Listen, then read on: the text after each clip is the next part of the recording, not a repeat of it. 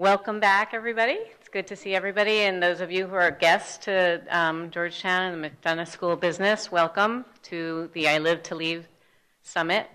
My name is Nancy Beard-Tobin, and I am an Associate Dean of Executive Education here, and we are sponsoring the summit here at Georgetown for the first time. This week, we've got young women who have come here from 17 countries, and there are 24 young women, and they're all rising to be civic leaders and social entrepreneurs. Our training is customized and also very hands-on. And so as part of the training for our young women leaders, we've invited several of them to come up to the podium and introduce our panelists. So I will start. Is it Yashika?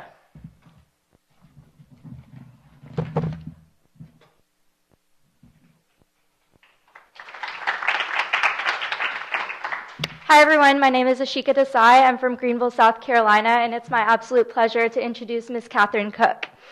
Ms. Catherine Cook is co-founder of Meet Me, a social network service headquartered in New Hope, Pennsylvania.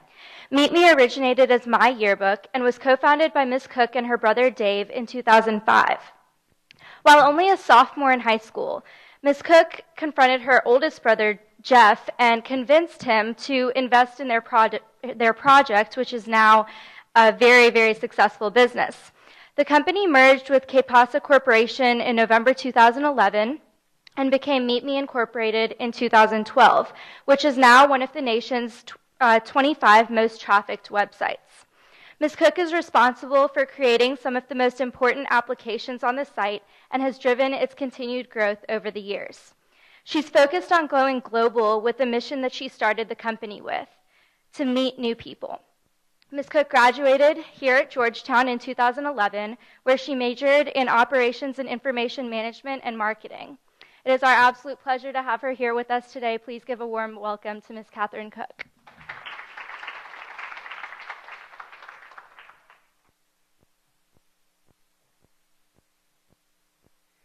Hi, my name is Amanda Bott and I'm from Australia. It's my pleasure to welcome today Anne Sarnoff.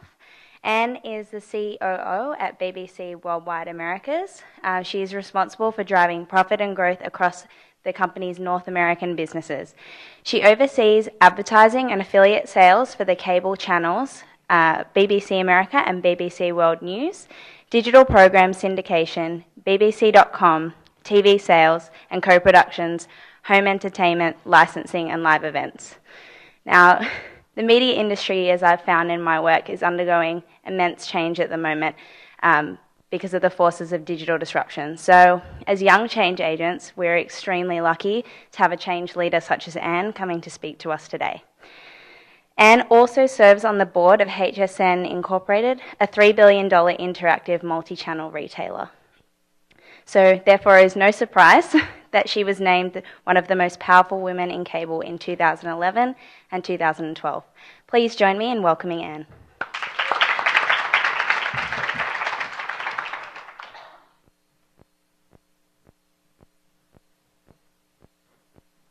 Hi everyone, my name is Kona White and I'm from Nevada.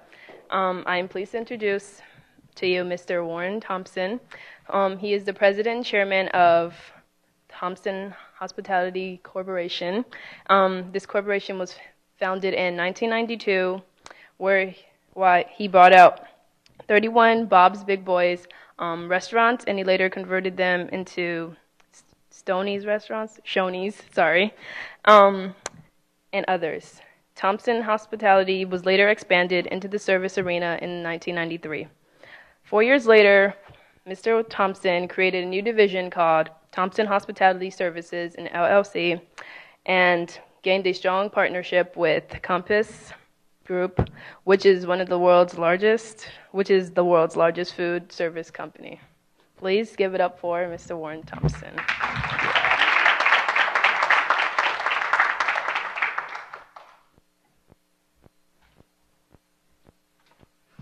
Hi, I'm Maria Capaldo. I'm coming from Italy. I'm here to introduce Dr. Marsha Firestone. Dr. Firestone is an incredibly accomplished entrepreneur and a recognized entrepreneurship expert. She's the founder and president of the Women Presidents Organization, which began in 1997. It's a peer advisory organization for multi-billion-dollar businesses led by women. She's also the founder and the president of the Women Presidents Educational Organization, which is dedicated to increasing access to business opportunities for women business and enterprises. She previously served as Vice President of Women Incorporated and as Vice President of Training and Counseling at the American Women's Economic Development Corporation.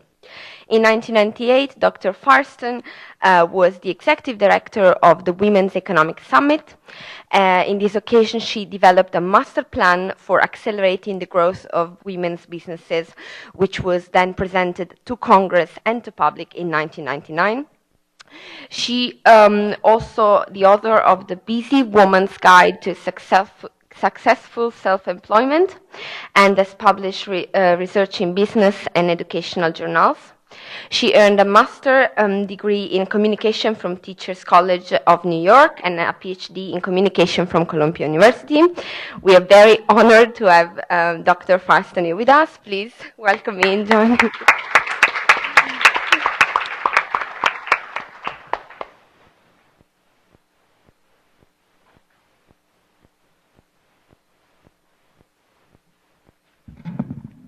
Hello, I'm Landy from California, and I'm honored to introduce our moderator for tonight, Dean David A. Thomas, who is Dean here at the McDonough School of Business. The Dean is a recognized thought leader in organizational behavior and strategic human resource management, and is recognized for his research in executive development, cultural diversity, organizations, leadership, and organizational change. Prior to his time here, he was a professor of business administration at the Harvard Business School, where he directed the organizational behavior unit. The dean was a professor at Harvard, where he taught leadership and organizational behavior. Before that, he was a professor at the Wharton School of Finance. He has co-authored 2 books, including Breaking Through, The Making of Minority Executives in Corporate America, as well as Leading for Equity, The Pursuit of Excellence in Montgomery County. He has also authored 60-plus case studies and articles for leading academic journals and publications. He has been the recipient of several prestigious awards, including those from the Executive Development Roundtable and the Administrative Science Quarterly. He received his doctorate from Yale University, and he holds a Master of Arts in Organizational Psychology from Columbia University. Please join me in giving a warm welcome to Dean Thomas.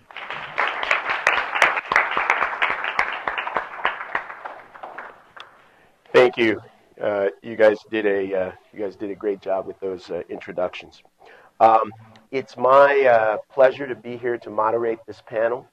When I was approached about the possibility of moderating the panel and then was told who the group was that I would get introduced to tonight, I couldn't resist, so I'll give you the ad right now.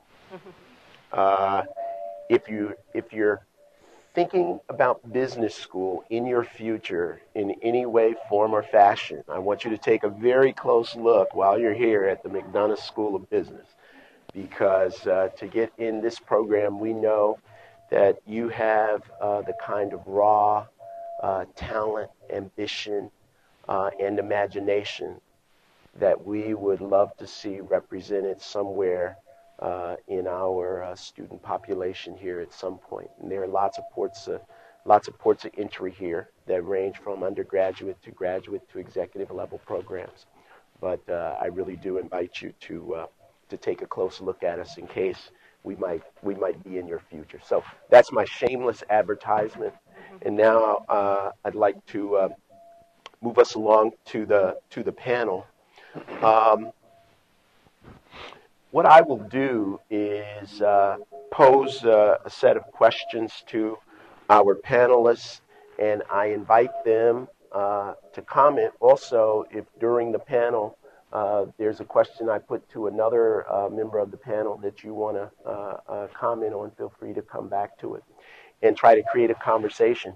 We also want to leave a good deal of time for you to ask questions of the panelists, because we don't want to presume that I know all the right questions to ask that might be of interest to you. So with that, let me start with our most recent alumnus who's on the panel, Catherine Cook. Catherine started her business while still a student. And so where I'd like to, and has had tremendous success. So Catherine, where I'd like to start is, was it always your dream to be a successful businesswoman? No, not really. So growing up, I really wanted to actually be a brain surgeon. Just seemed like a cool thing to do. But actually, I really wanted to become an entrepreneur. That started to become what I wanted to do probably around the time I was 10 or 11 and watched my oldest brother, Jeff, start and build his own company. So I would go to his offices in California, and it was just so much cooler than going to my parents' bring your child to work day. So there's just a huge difference. And both my parents are electrical engineers. So, I mean, they had, decent jobs or whatever, but it just wasn't nearly as cool. And so that's when I really fell in love with the idea of being an entrepreneur around that age. And then I wanted to I was just looking for an idea. And so when I got the idea for my yearbook with my brother Dave, we just went for it. Can you just give the elevator speech on exactly what my yearbook is for those of us who may not be familiar with it? Yep. So my yearbook, which is actually now Meet Me, is a social network for meeting new people. We're primarily mobile, Android applications, iPhone applications. If you think about Facebook as where you go to connect with people you already know, your existing friends and family, Meet Me is where you go to connect with people you want to know. So we're all about meeting new people and making new friends. We kind of view ourselves as the mobile version of a bar or coffee house where you can go and just hang out, have casual conversation, and meet people. Great. Okay. Ann Sarnoff, what experiences have most shaped you as a leader? And you've provided leadership across a number of different settings. Where would you start to describe sort of what put you on this path and what has shaped you? I mean, I actually think it started when I was all of your ages.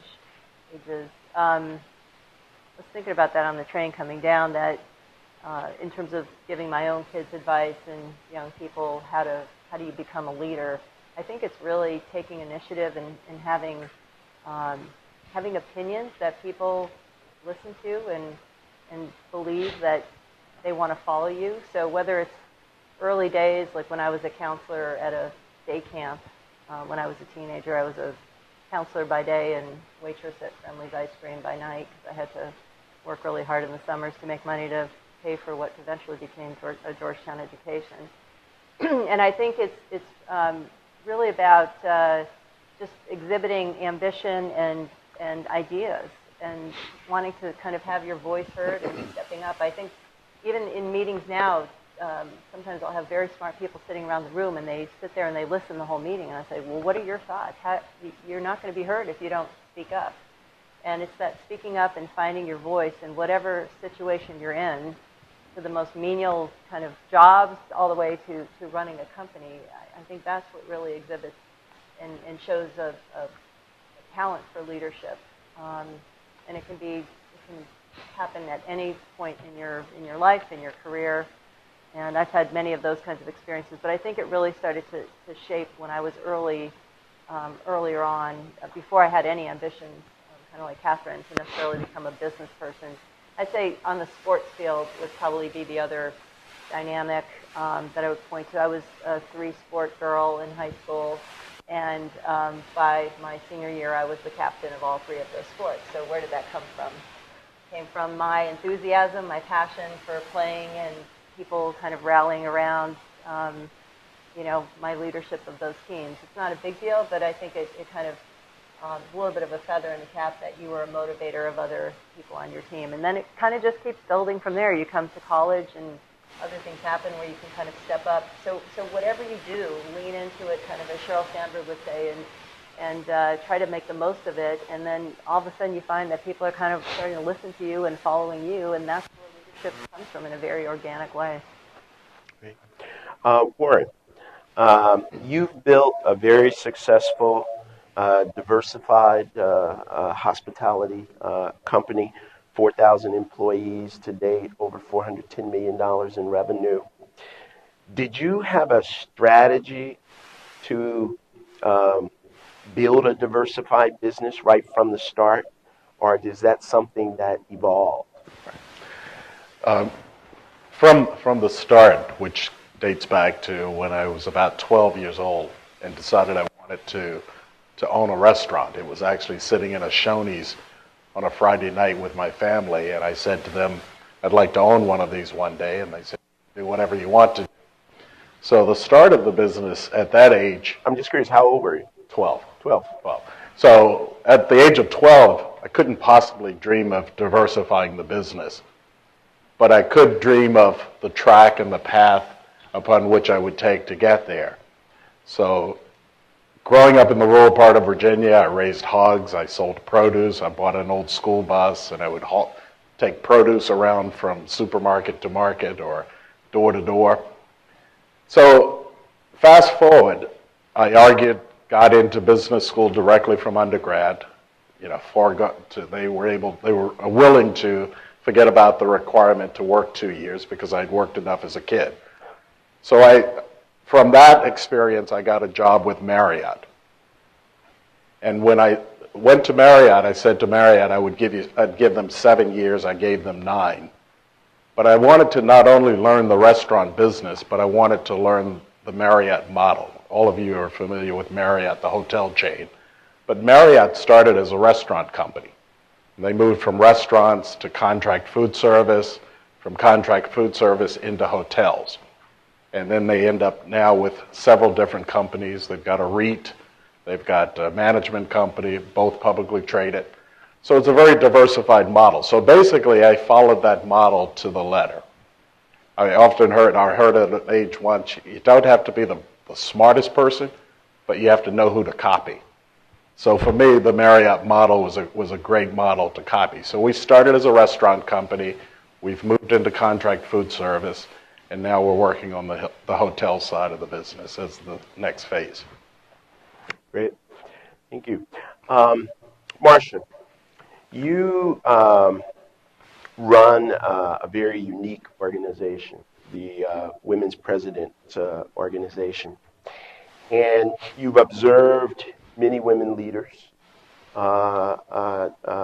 through that work as well as your career. So I'm just curious, are there any ways in which you think female leaders are different from male leaders? I do think that there are some differences between male and female leaders. I think there is an author that, if you have not read the Athena Doctrine, do any of you know about the Athena Doctrine? Should pick up that book before you go home, because it talks about female characteristics versus male characteristics in running a business. And in the next 25 to 30 years, the book says that we're going to need the female characteristics more than we will the male characteristics. So what are those characteristics? There are about 40 of them, but a few that I would say are standouts are collaboration, balance, let me find my notes here for you, humility, patience, generosity, inclusiveness, and empathy. Should I mention those again? Collaboration, balance, generosity, patience, humility, collaboration, inclusiveness, and empathy. So the author, John Garisma, I think is how you pronounce his name, says that because of the way society is developing in terms of multi-ethnicity and more gender diversity, that what we're going to need to be really successful are these characteristics that really belong to women. I have to agree with him that I think there are some differences. I don't think every characteristic is different, but I can tell you that as a judge for the Ernst & Young Entrepreneur of the Year Awards, that I would interview the entrepreneurs and ask them, both male and female, to what did they attribute their success. And I would say 80% of them said building a team that was effective. And I think that women are very good at that characteristic of building a team and building and strengthening the collaborative approach. So yes, I think about currently that about 60, maybe 70% of the characteristics that are that I would label female differ from the males. Okay. Anne, I'd like to ask you if there are any particular challenges that you think you've experienced that either emanate from the fact that you were a woman climbing up the corporate ladder, or that being a woman, even though every executive may encounter certain challenges, there's some way in which being a woman adds a level of complexity. Mm-hmm. Yeah. Well, two-part answer. One is directly response to what Marcia was just saying about female qualities. When I was at Nickelodeon, we had the execs were involved in a 360 feedback process, and which was followed on by coaching, which was great because I love to learn, about myself and how to be better. So when they gave me the results, I looked at all the characteristics and I kind of scored as I thought I should. And this was reviews by your boss, your peers, and your people who report to you. And then when I looked at the empathy score, I was off the charts. And I was like, so upset with myself. Why am I? And I had instinctual reaction that it meant weakness, that I'm too empathetic, right? And so I remember the coach sitting across from my desk and saying to me, "No, Ann, that could be your real strength of yours." I just hadn't converted it yet in my own mind as to why empathy could possibly be a good thing. I thought it meant too sensitive. And anyway, the PS to the story is I was head of strategy at the time, and I had inherited the research group where we did over 200 focus groups a year with kids. One of the ways that Nickelodeon became so successful in those years, the 1990s, was because we just talked to kids all the time and really kind of understood who they were and what kinds of shows they wanted to watch, but also who they were in the world and what their aspirations were, and tried to really relate to them through our programming. And so what I ended up, the coach advised me to turn that empathy into a strength. And so how that materialized has been that I think I became a really good head of research, because listening to kids takes a lot of empathy, and not necessarily putting it through your own adult filter, but really understanding what they're saying in the most pure fashion. And the other piece was just really having a finger in the pulse of our consumers, whether it's kids, or then when I was at VH1, music fans, or the WNBA and basketball fans, and going up into the bleachers and talking to them. I took that empathy skill and turned it into a real asset of a person who really understands her audiences in whatever businesses I was in. And I then converted it into, okay, well, she takes that skill and uses it to start new businesses, because that's feel you need. You have to really understand who is your audience and what do they need. So when I was at the Wall Street Journal, we started a executive conference business because, these guys, mostly guys, were reading the paper every day and what else do they do in their lives and kind of getting under the hood of how somebody experiences your brand and what other products and services they might want. And you certainly experienced that as you've expanded your company. So I would say that the kind of the moral to that story is use things that even you feel are weaknesses, try to figure out how they can be a strength. And the kind of the metaphor that I use is don't check any part of you at the door. When you walk into a company, bring your whole self in with you. Don't check the things that you think are weaknesses at the door. Understand how to use them and build them into strengths, because every aspect of you can be turned into a strength in one way or another. And then just a real quick second part answer in terms of being female. When I was, I had a 3-year-old and a newborn working at Nickelodeon, and it's when I got another round of responsibility, kind of when I was least personally equipped, or I thought I was least personally equipped because I had 2 very young kids at home, and and they asked me to take on another division. It was kind of like my biggest career stretches happened when I was the most stretched at home and a young mom trying to figure it all out. How do you juggle? And I remember crying in the bathtub one night going, I can't do this. I just don't know. And my husband's like, you can do it. You can do it. What was that? Bella Caroli in the you can do it, Carrie. So he's my biggest fan. And I, in fact, I could do it. And it was a what doesn't kill you makes you stronger kind of thing. And I think sometimes it's the no pain, no gain. You stretch. You allow yourself to be stretched. You don't say no, even though it does seem like the cards are stacked against you, or that you can't imagine how you're going to juggle it all. But because I got through that rough period, it's like, well, I can get through anything. Once you challenge yourself and have these obstacles and you get over them, men don't have to deal with that. I mean, they're just not the primary caregivers or the ones who give birth the way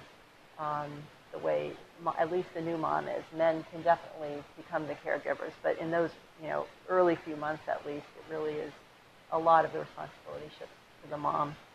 So those are some female challenges that I've had that I think I've managed to work around. Catherine, you have spent your entire career as an entrepreneur. What was the biggest struggle for you or challenge for you in taking myyearbook.com with your brother from an idea to actually being an established business? I'd say probably one of the biggest struggles was just actually having the focus to do it. Because at the time when we had the idea, we had no knowledge at all about development or how to do this.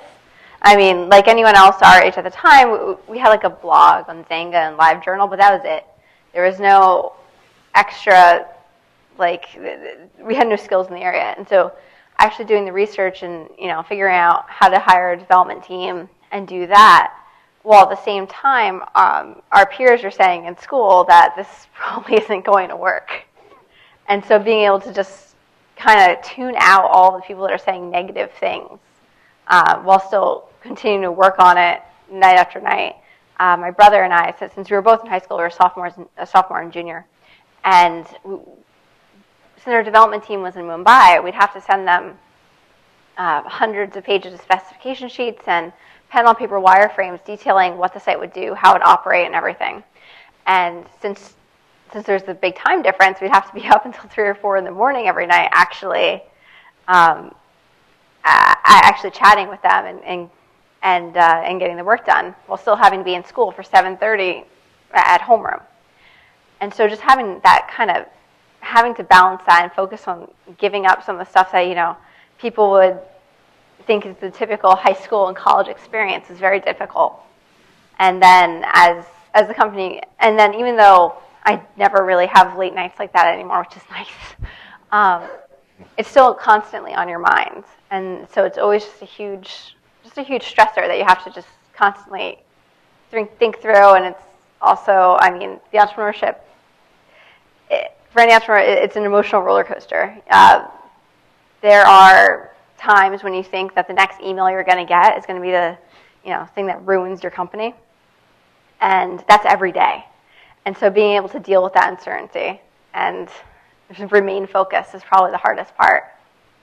And what has allowed you to do it as successfully as you seem to have managed these stresses that you described?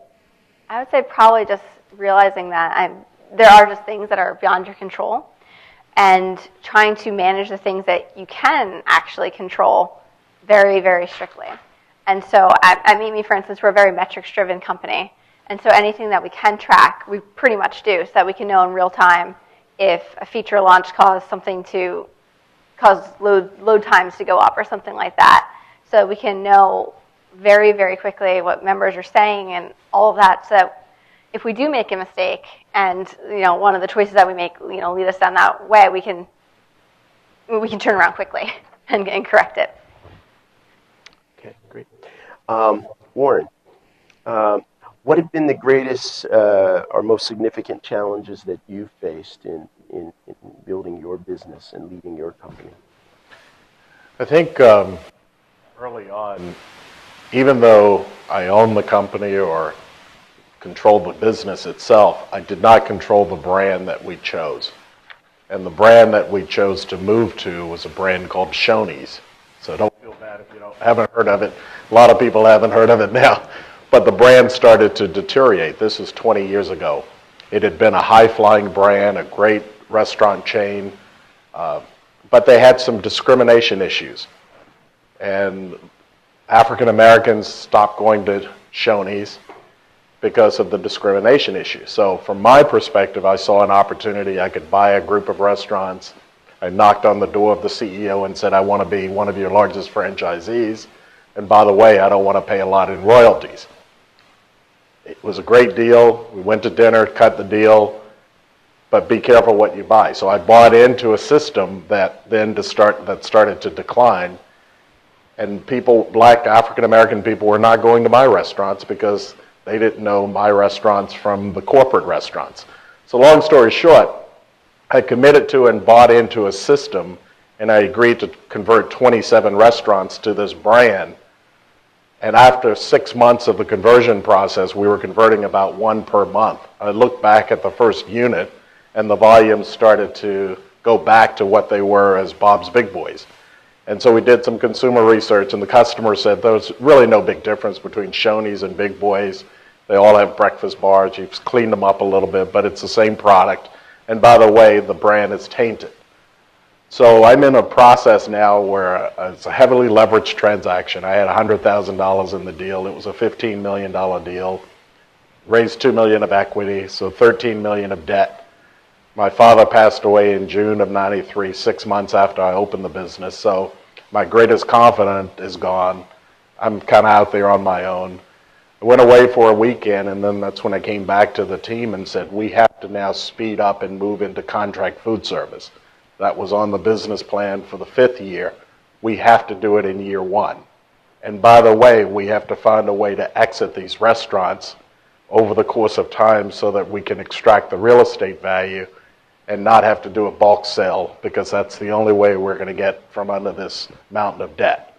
So that's what we did. And basically, it took us 10 years to unravel the original deal while transitioning into contract food service and then later returning to the restaurant side. But long story short, because we didn't control the brand, we didn't control our destiny. The difference between Abdow's Big Boy and Bob's Big Boy. There was an Abdow's in my hometown. Right. It's another franchise. Marriott owned... Did you buy that as well? No, we bought the ones in the Washington market. Marriott owned the Big Boy name, and they kept the Big Boy name on the East Coast and the West Coast, and then there were other franchisees like Elias Brothers in Michigan, Elias Big Boys, or Adele. So Shoney's used to be a part of the Big Boy system. It exited the Big Boy system and then competed with Big Boy. So that's sort of the story behind it. Marcia, in your travels, have you met any inspiring leaders under the age of 30? How about 36? How about 36? Actually, the Women Presidents Organization every year with American Express Open does a list of the 50 fastest growing women-led companies. And the #1 winner this year is a woman named Shasi Visram. She's 36. She developed an organic brand of baby food.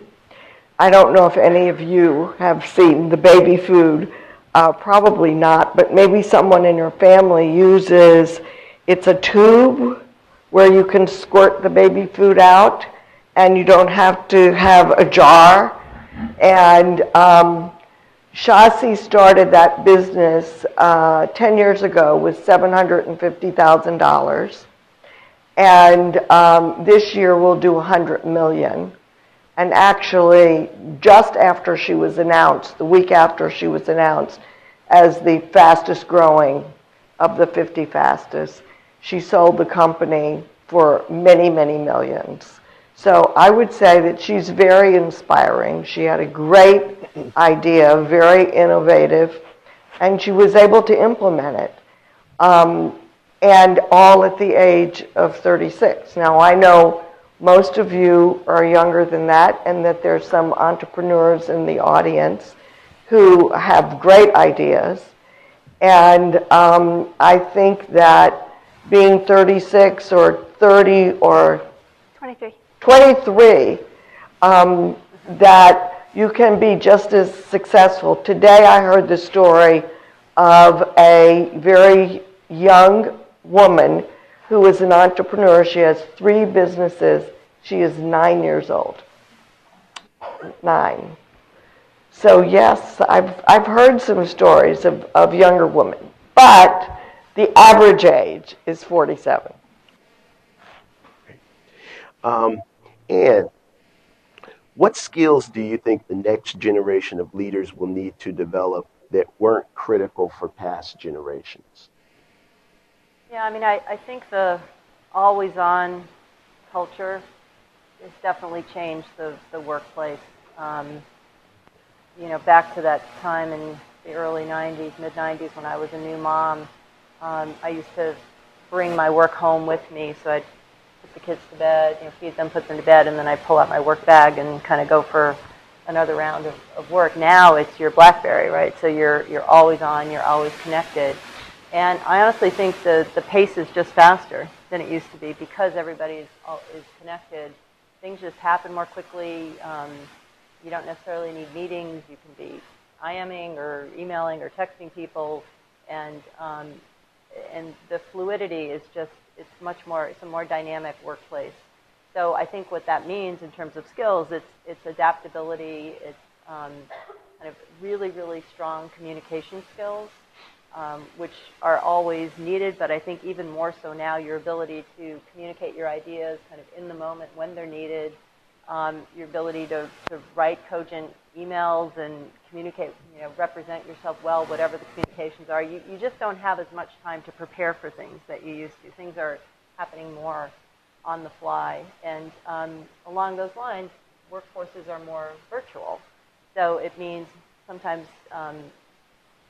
interacting with people, possibly managing and leading people that aren't physically with you. And I think that takes a skill set that, again, requires even stronger communications, because sometimes if you can't see somebody's face or their body language when you're speaking to them, you have to really make sure that you've been clear and that they understand what the marching orders are, and that you have a good way of touching base on projects or on business issues, et cetera. Great. Warren, when you're talking to a young person who you're thinking about bringing into your organization and putting them on a track that would either immediately or at some point lead to a leadership role, what most impresses you? Or what are you looking for? What I look for, first and foremost, is someone who is going to get along with our culture. And I know what the culture of the company is as well as should be, better than anyone. The culture of our company is one that's entrepreneurial driven.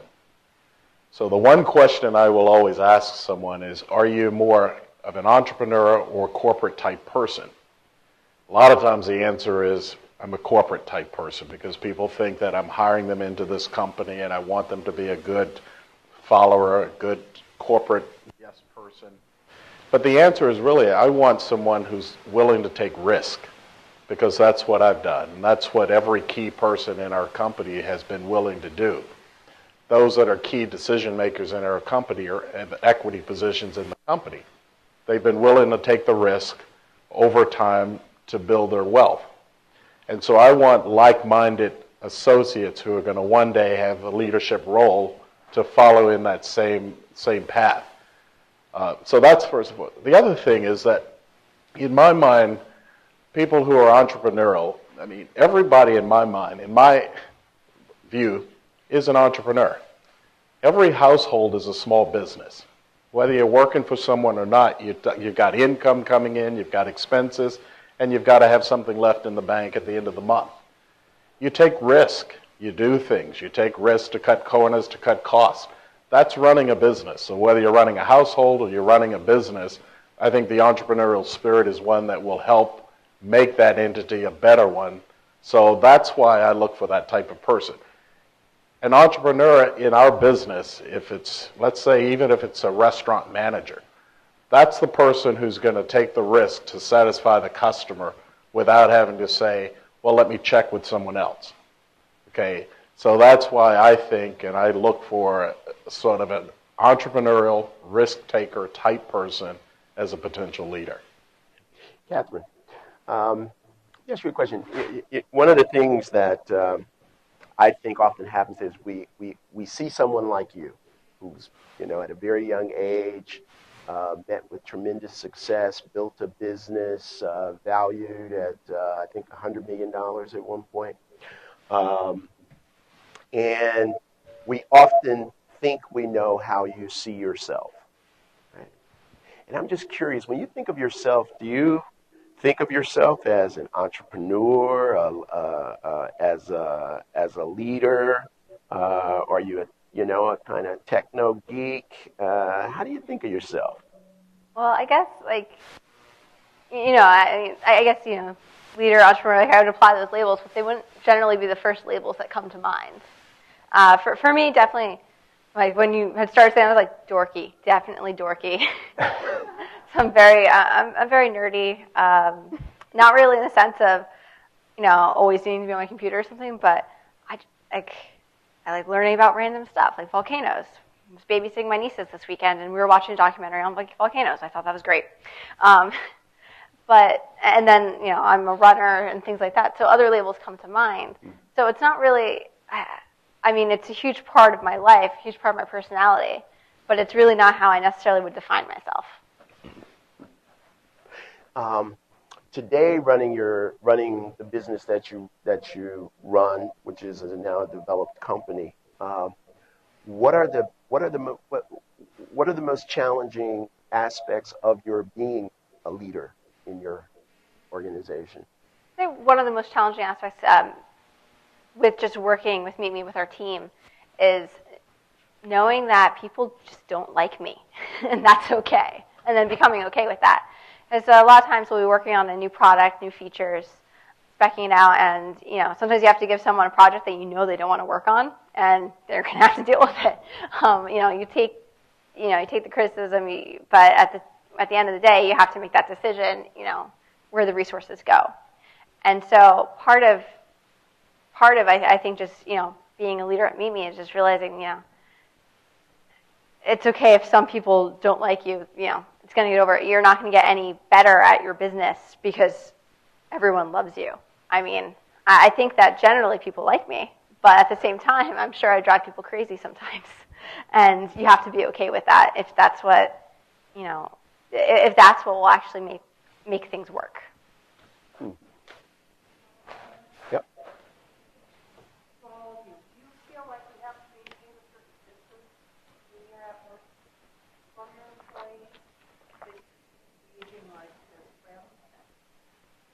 Yes, to an extent. I do engage as friends. I probably wouldn't become like BFFs. And then obviously I do also work with my brother, so the three of us are incredibly close because, family and all. But yeah, I probably keep some distance. I mean, I'm on the softball team with everyone else and things like that, and I go to social events. But there's definitely a little bit of distance that you need in order to, not have personal connections necessarily influence decisions. For me, anyway. I would agree with that. I do think you have to keep a bit of distance, which is not easy in the media business. The media business is very, everybody knows everybody, and everybody, like, oh yeah, I also founded MTV. I was there in the everybody founders of MTV. Everybody takes credit for that. But it's just people, especially in the cable television business, kind of grew up together. It was like a lot of women as well, because like the broadcasters were dominated by men, so a lot of creative women went over to the cable business. So there's just like this cabal or friendships that form very, very early on. But for me personally, I do try to keep a bit of distance. It doesn't mean that you can't ask personal questions and care about somebody personally, but I think I'm not friends with them, although some of them have friended me on Facebook, so I guess I'm technically I don't actually know what that means. Facebook friends. There's all kinds of Facebook friends, but I do think that you have to have a certain distance. And then just to the point about people liking you, I had to get over that early in my career as well. And I think that I have found that if you are fair and inspiring, I think people will like the fact that you're fair and that you're inspiring to them as a leader. And as long as they see you treating them fairly vis-a-vis everybody else, it's okay if they get the bad project because they're seeing that other people are also being treated the same way. Mm-hmm. And so that liking you becomes a different kind of liking you. It's not meaning that you're pleasing them. It means that you're leading them. And they like you as a leader, which is different than personally liking somebody, if you know what I mean. There's a distinction there. I think it has to do with respect. Yeah. That if you have their respect, that whatever the project is or whatever the feelings are, that they're going to be okay ultimately. It's when you are not a very good role model yourself and your integrity and values and mission are not respected by your staff and employees. I think also on the friend issue that there are personal friends and professional friends. And I know that I consider my staff to be professional friends, but they're not friends that I'm going to open up and tell my most intimate secrets to. In fact, I definitely would tell them the opposite because I feel that that's not what you want to have going on in the office, is discussing your very most personal issues.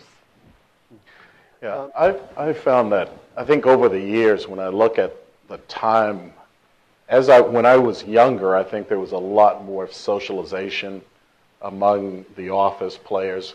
I headed a group once where I was 28, and everybody else in the group was between 25 and 28, and we called ourselves the Renegades. We were going to change the way people ate in airports. We put the first brands in airports, the first Taco Bell, Pizza Hut. So we kind of changed the way people now eat in airports. And we were on a mission. We were going to make this change in the industry. So we would collaborate. We'd work long hours.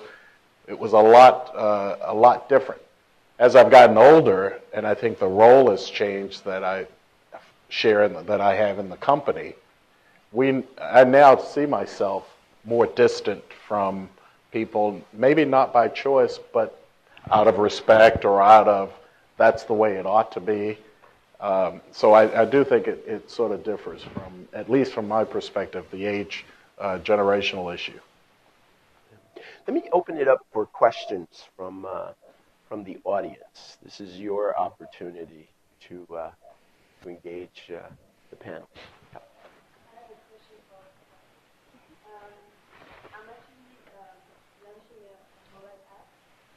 And my question is, you probably have lawyers people older than you.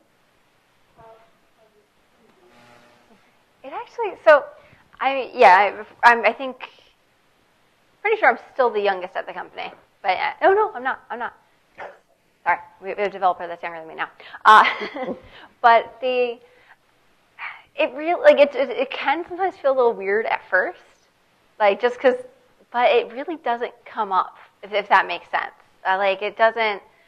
I mean, we have about 50 engineers, so 50 developers and age just never really comes up, especially when you're not.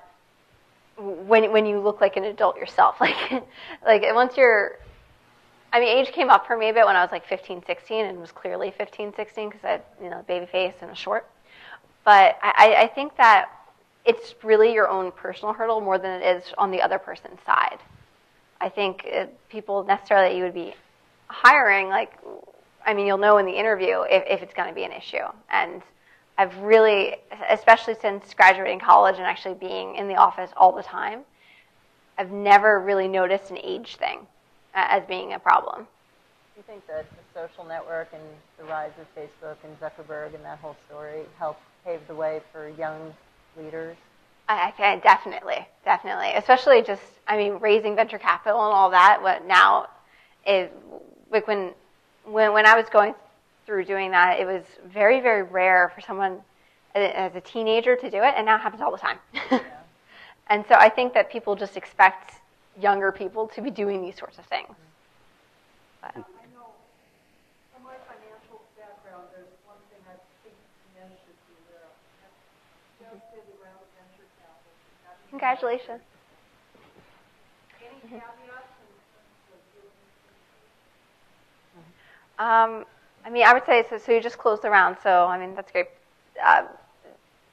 You should know, use their connections. That's one of the best things about having the VC firms is just knowing that you can have an easy intro to people at lots of companies. And I would say make sure to use those, travel out there, do the necessary networking to get to know the people in the industry so that you can, grow your own app. And just in general, dealing with VCs, the venture capitalists that we were working with, we actually luckily didn't have to do too much in terms of constantly updating them. They were a little bit more, laid back. But I know that varies by firm. And so, it depends what makes you most comfortable. But I would say, be open with them, realize that, you need to work with them, but at the same time, I wouldn't necessarily take everything, take all of their advice, because when it comes down to it, you're the one that's running your company. They don't necessarily know it in and out. They know the concept, they know the vision, but, they might not fully get it all the time. I would suggest, too, try to maintain as much control as possible. Mm-hmm. And when you lose control, it should coincide with the time you're ready to leave the company.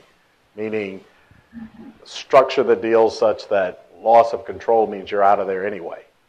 Because if you want to control your business, own your business, when I started up, my venture guys had $1.9 million of equity and I had $100,000, but I retained 56% of the company. Later, I bought them out for $1.5 million, and so, they had no recourse. It was one of their first deals, so I took advantage of the fact they knew less about it than I did in terms of structure. And, it turned out to be, if I had to buy them out today, it would be a sad situation. But try to keep control as much as possible. And we had caveats that said that if I didn't perform and they got control, that was the same time that I would have been fired as CEO. And that was fine with me. I saw a question here. Yes, I have a quick question. I was just wondering, now that we were talking about disrespecting and how not to get too close with your employees or your coworkers, I'm just curious about how dangerous it can be to start a business with a friend or with a family. You work with your friends, but they say that business and family are linked or they shouldn't link. So I don't know. I'm just I'm studying right now,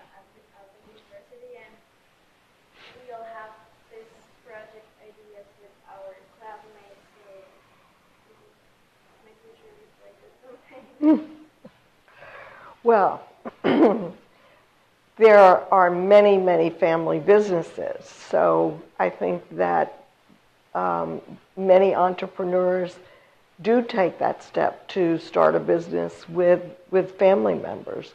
But there are also many, many, many coaches for family businesses because it's not easy. It's difficult.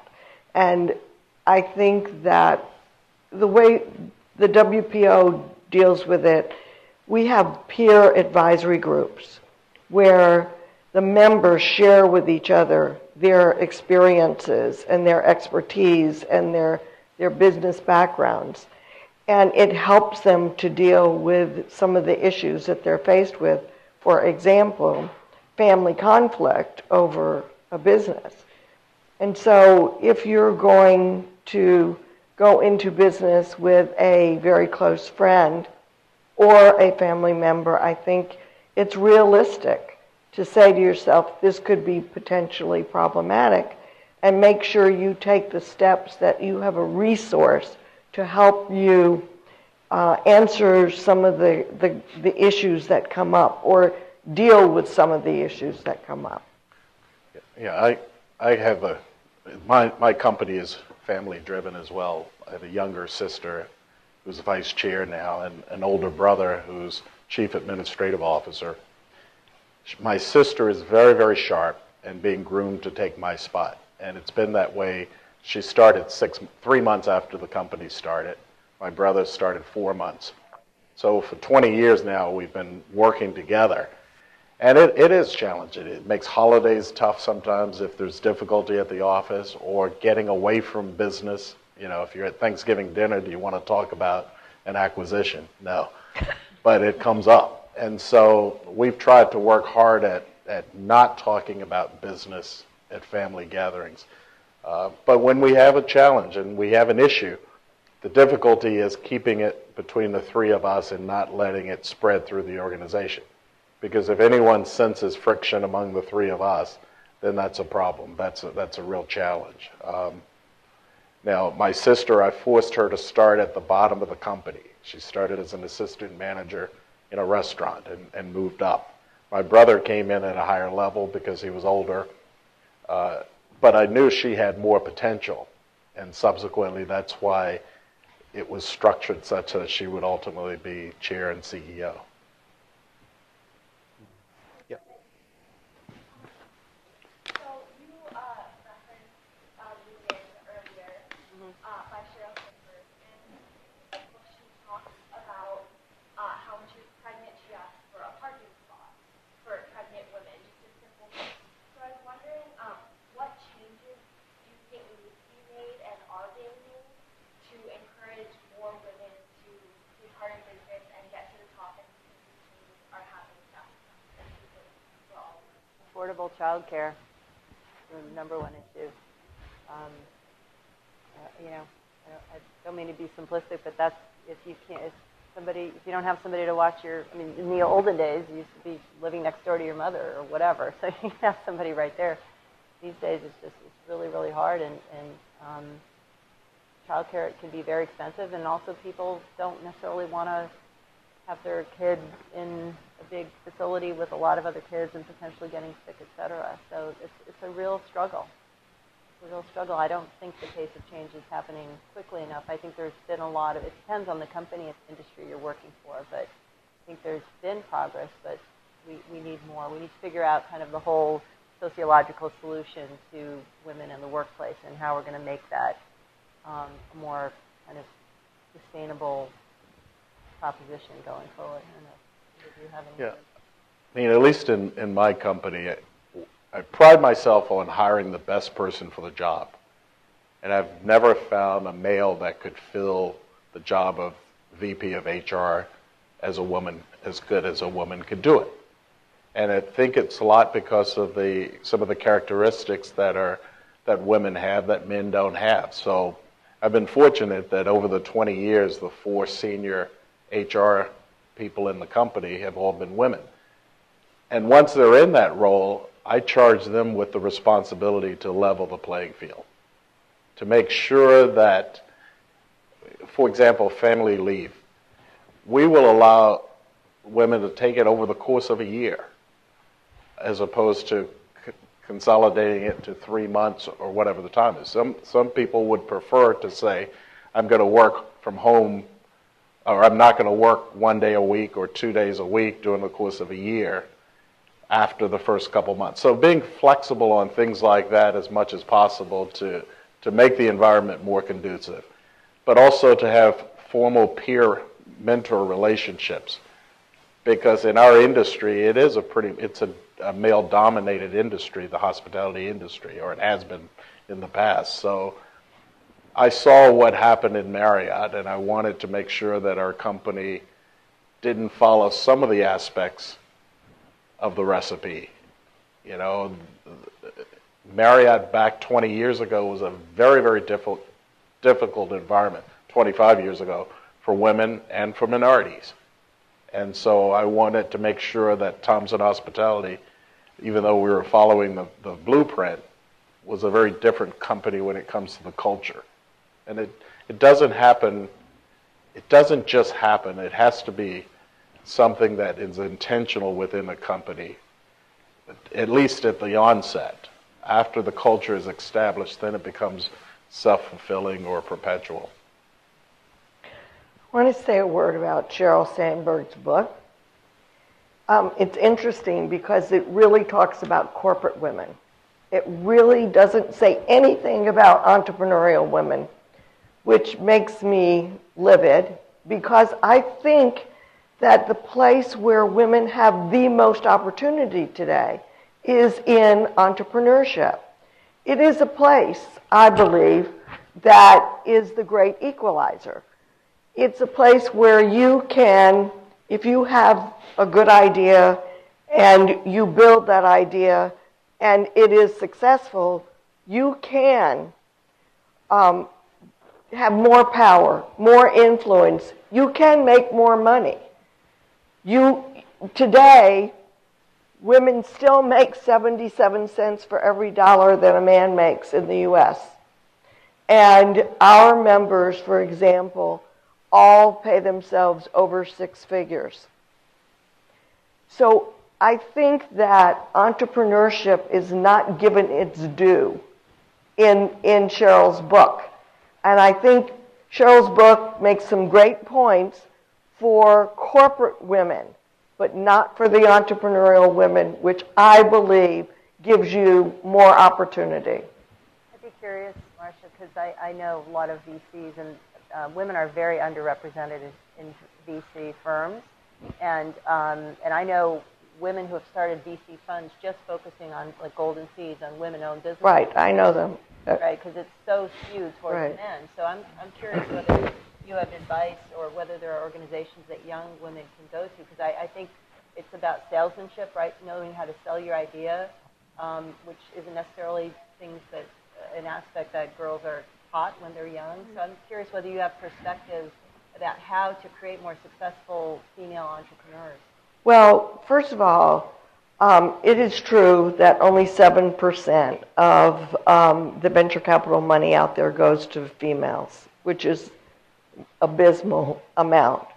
And I have to say that the WPO serves multi-million-dollar women-led companies. In order to join, you have to have a minimum revenue level. $1 million if you're service-based, $2 million if you're product-based. The average revenues of our members are $13 million. But we serve $1 million to $1 billion. We have several who are at $1 billion level. For younger women who are just starting out, it is more difficult. And one of the reasons I'm here today is I wanted to hear from you what you were interested in, because we're starting a foundation, and that foundation hasn't decided yet where we're going to put our money. And one of the things that we're looking at is for young entrepreneurs to help support them in their education, in their development as business owners. But having said that, a lot of, today anyway, a lot of young women do have a big dream. And I'm very proud to say that I see more and more young women dreaming that big dream. When I first started, if I went around the room and I asked women what they were interested in doing, they didn't have the dream. And they said that they really just wanted to support themselves. And so they weren't as interested in growing that big business, but we see more of that today. And I think we see it even in this group right here, because I hear that there are a lot of entrepreneurs. Let me just do a quick survey. How many of you in the room are planning some kind of entrepreneurial venture as part of your future?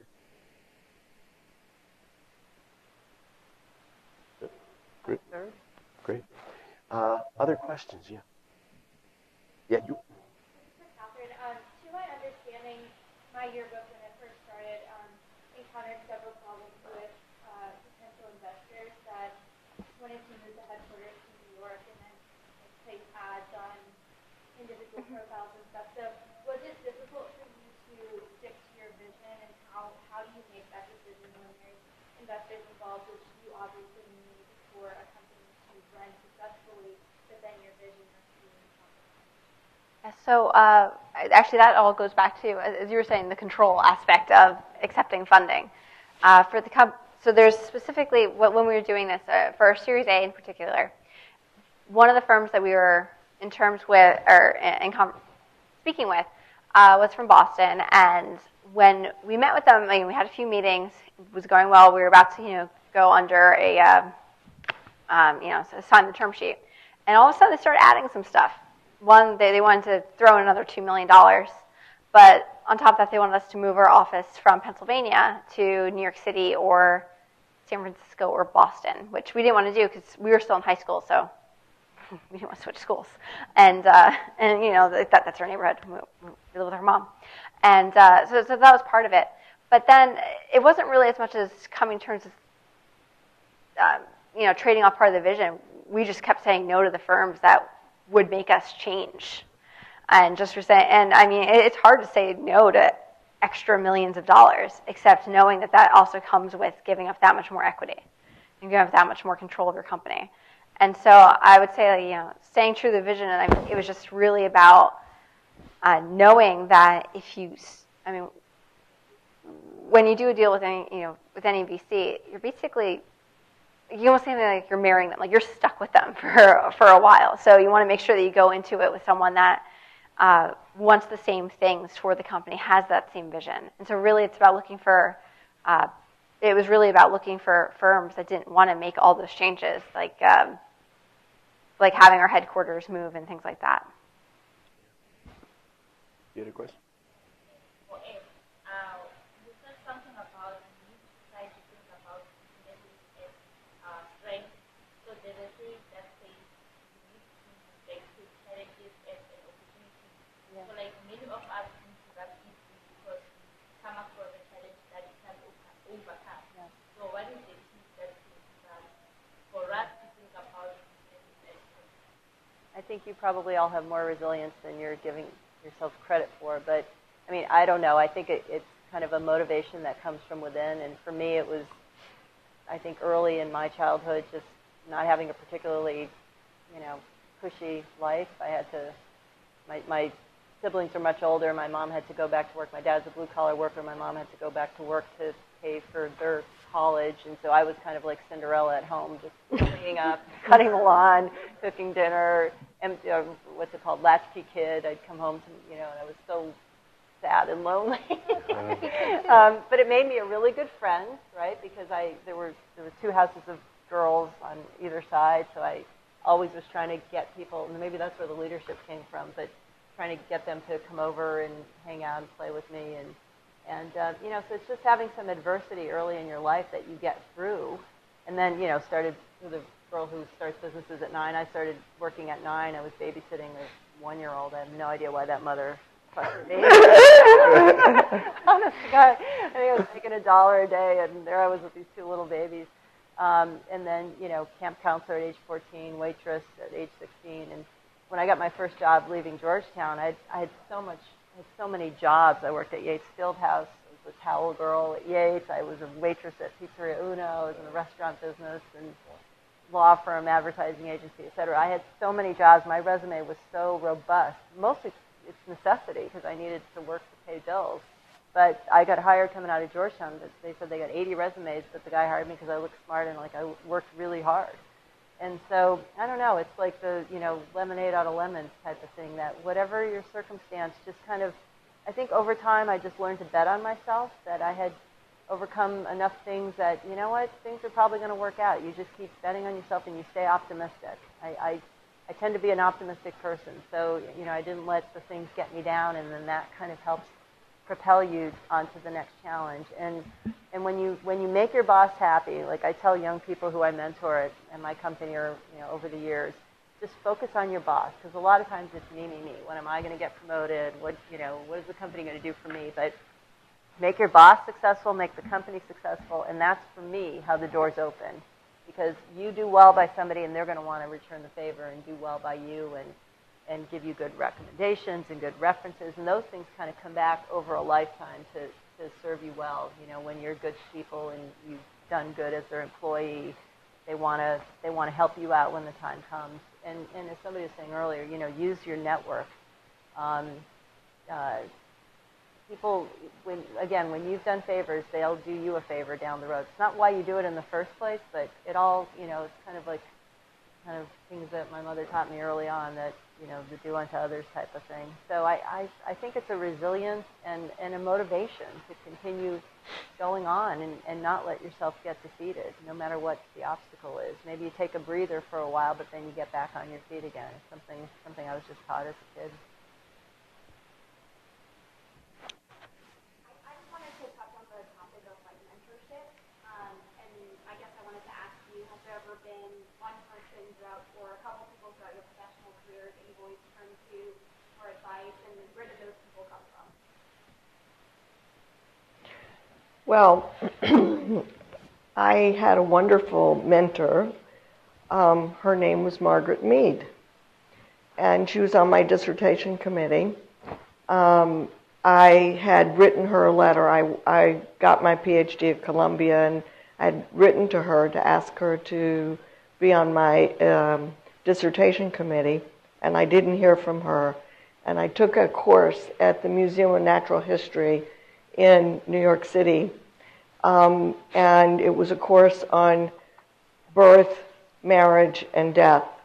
And my husband was with me, and at the end of the course, he kept saying, "Go talk to her, go talk to her."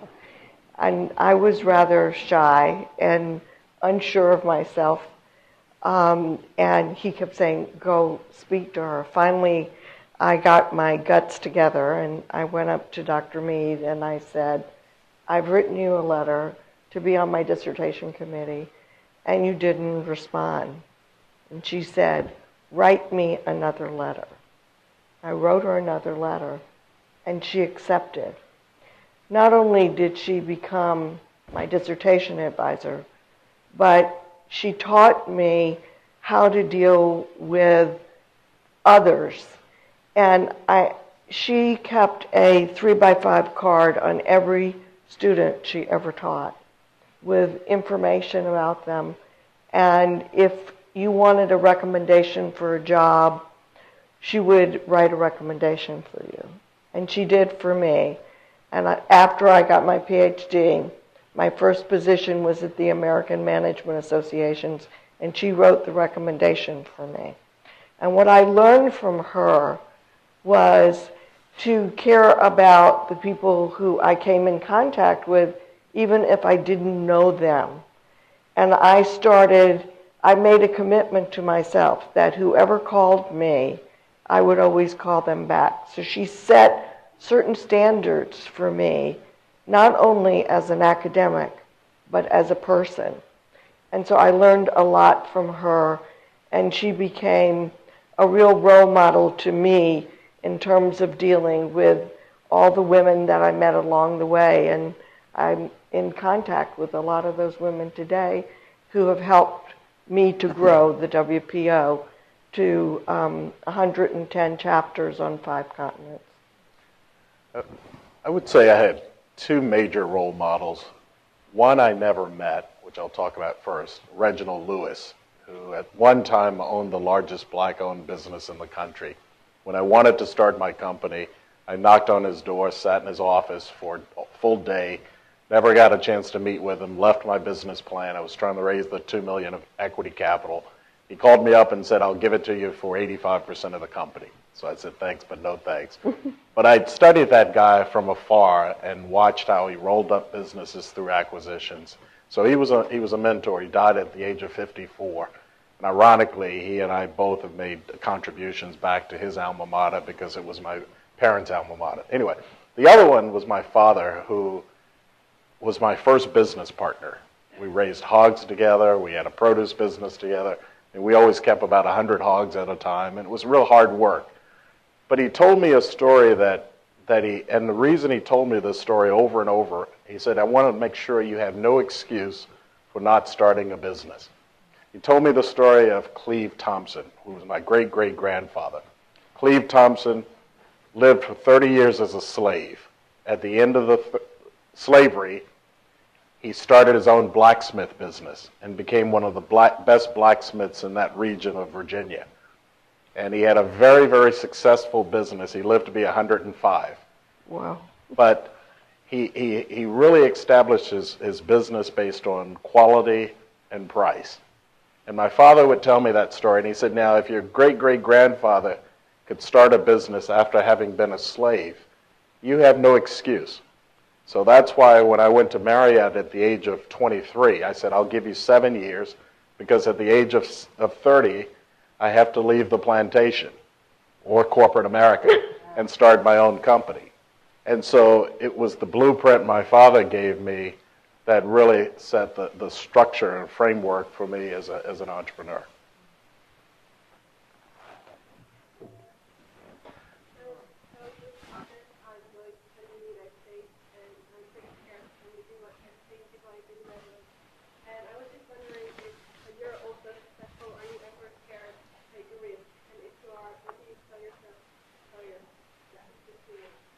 I mean, I'm generally scared to take risks.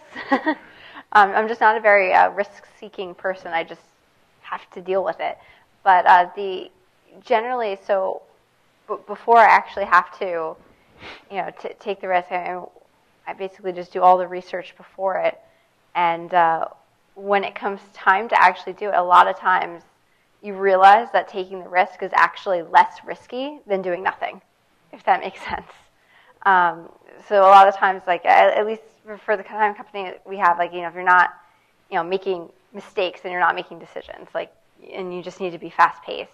And so I think that kind of weighing and realizing that sometimes, yeah, you have to do something that's super risky, but at the same time, doing nothing can also be super risky. I mean, risk adversity comes with age. The older you become, the less risky you are. I mean, if you throw a baby in the water, or an infant, they'll learn to swim a lot faster than throwing an adult in the water. And when I was 33 and I signed a $15 million loan or $13 million note, I couldn't even fathom having $13 million to pay it off or pay it back. I didn't have a lot of money at that age, so what the heck? Well, worst case, I end up going back to work at Marriott or something. So I was very willing to sign that note. But now, as I do capitalizations or do deals today, I take a lot less risk today than I did back then because I have more to lose. I'm older, should be wiser, but I'm older at least. and so I'm more risk averse today than I was at 33 or 23. Yeah, when I think back at that early, when my kids were very young, and people ask me how I did it, I don't know, because I look at my life now and go, oh my God, how did I juggle all that? But it's like ignorance is bliss. You don't know any better, and things just keep happening, and you just keep plodding along. But my one regret in my career is that I didn't move overseas and take a job overseas. So I fully encourage you to embrace the kind of serendipity of what might happen, and not be under the kind of the rule of control. I think we all like to control things and know what's coming and feel like, everything's going to be okay and everything's going to be covered. You know what? You don't. I mean, even when you think you do, you don't. So I would just kind of encourage you to open up to a little bit more serendipity, relax the control aspect a little bit, maybe take a little bit more risks, and within certain boundaries. Like, you have guardrails and you might bounce off them. Just make sure you don't fall over the cliff, but let yourself do a little bouncing in between. Okay, we're right up against our time boundary.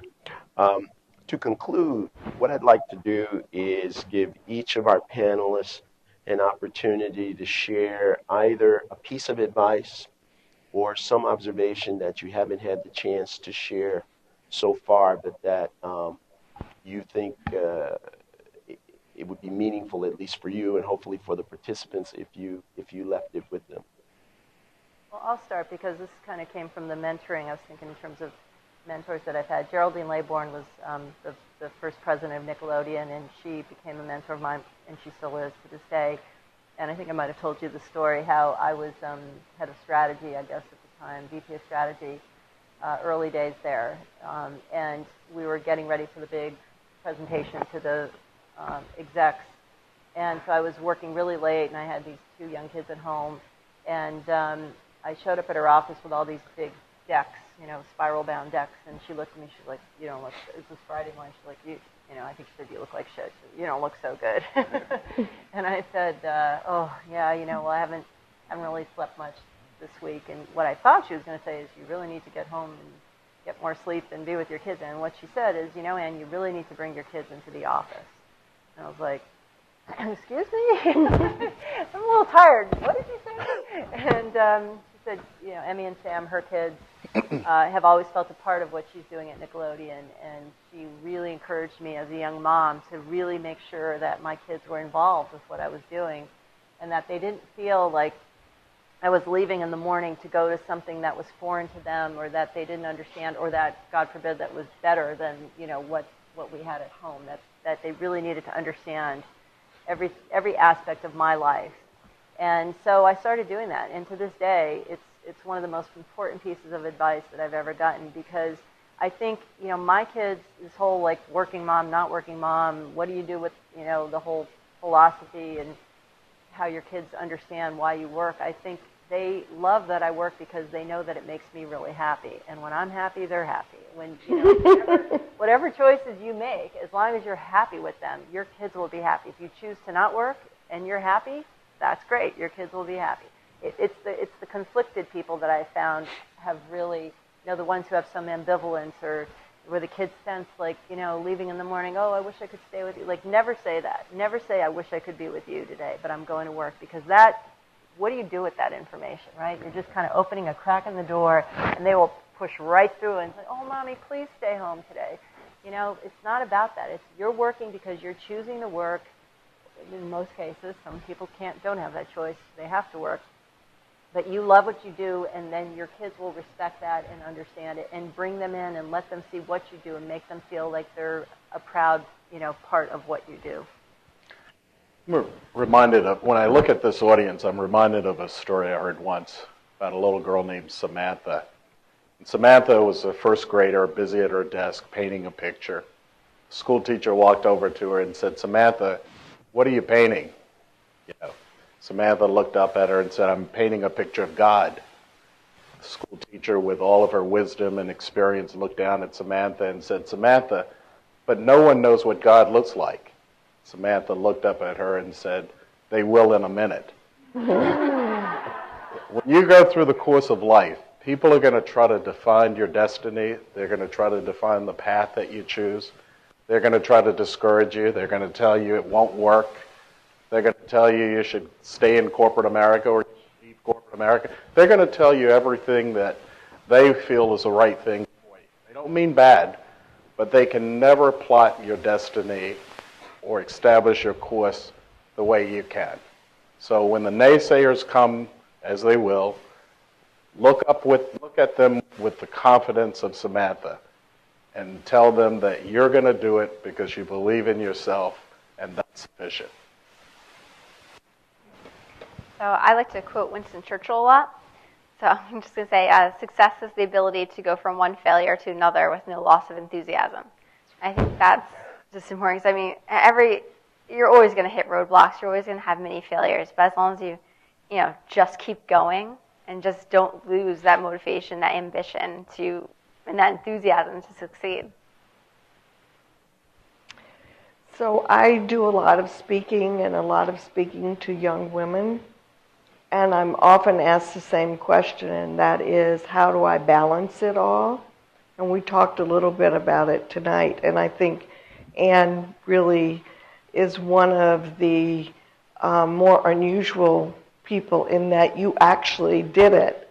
I think it's not so easy to do it. So when young women ask me, how can I do it all? I say that you probably can do it all, but maybe not at the same time. That you might have to do it in sequences. And I see that with my own son and his wife. They both have careers, and they have a little 4-year-old. And I talk to them a lot about how they balance their lives. And it's hard. It's really hard.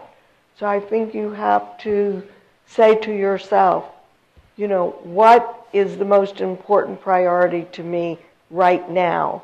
And live through those steps at the moment. And then as your life develops, maybe add more to it as you keep on going. Okay, great. Well, thank you. Would you please join me in thanking our panel?